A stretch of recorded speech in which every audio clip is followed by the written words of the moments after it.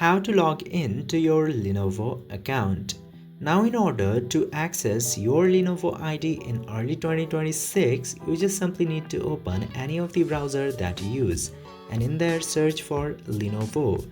Then this first link of lenovo.com will appear in the very top. Just simply open the lenovo.com's website. Then from the home page you will see the option of 3 lines into the top left corner. Tap into that 3 lines.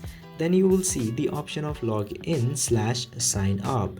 Open login/sign up and you will see the option of sign in and register. You can choose email address, Google or Facebook in order to sign in. Just simply pick any of the option which is suitable for you, and after entering either your email address and password or Google account or Facebook account, you will easily be logged in to lenovo.com. So this is how you can very easily log into Lenovo. I hope this video was informative. If yes, don't forget to hit that subscribe button.